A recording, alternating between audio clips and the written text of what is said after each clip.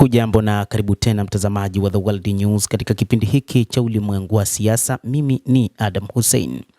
Iran yazidi kutoa onyo kwa Marekani ambayo imetoa siku 10. Iran imesema hatutaanzisha vita lakini tutajibu vikali uvamizi wowote. Wakati ambapo rais wa Marekani Donald Trump ametoa siku 10 hadi 15 kwamba ataweza kufanya shambulizi dhidi ya Jamhuri ya Kiislamu ya Iran, ni wakati ambapo Iran imesema haiogopi vita wala haiogopi taifa kubwa la Marekani na haitaanzisha vita lakini itajibu vikali uvamizi wa aina yoyote.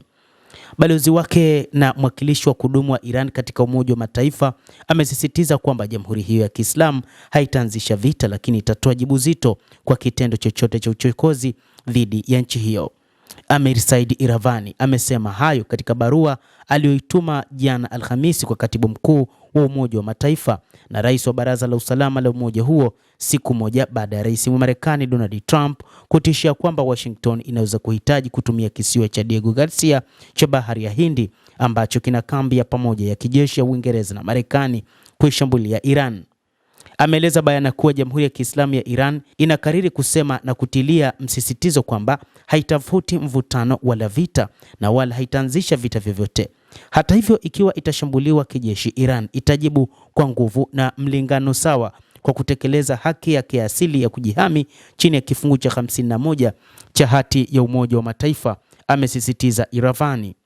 Kadhalika, mwanadiplomasia huyu wa ngazi ya juu wa Iran amebainisha kuwa ikiwa kutatokea uvamizi wowote wa kijeshi dhidi ya Jamhuri ya Kiislamu ya Iran, kambi zote za kijeshi, vifaa, silaha na milki za kijeshi za nchi vamizi zitakuwa shabaha halali katika operation za kulipiza kisasi za Iran.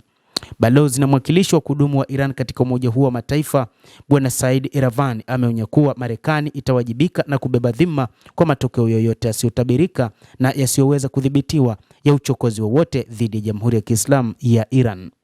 Aidha, amelani vitisho vya Trump vya kutumia nguvu za kijeshi dhidi ya Iran na kuvitaja kama ukiukwaji mkubwa wa hati ya Umoja wa Mataifa na sheria za kimataifa, akisisitiza kuwa uchokozi wowote dhidi ya Iran utalitumbukiza eneo lote la Asia Magharibi katika mzunguko mpya wa mgogoro na ukosefu wa utulivu. Hayo pia yameelezwa na mamlaka nchini Urusi kwamba mpango wowote wa mashambulizi dhidi ya Jamhuri ya Kiislamu ya Iran utaweza kusababisha moto kuwaka katika eneo zima la Mashariki ya Kati.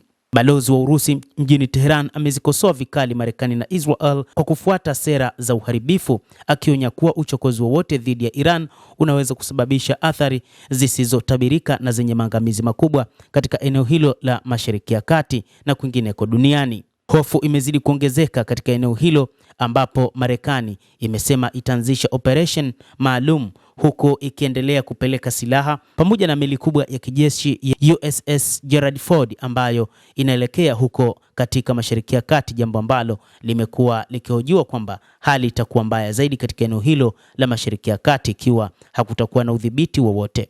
Endelea kutufuatilia mtazamaji, lakini ni kusihi usisahau kulike, usisahau kucomment, kadhalika kusubscribe channel yetu hii.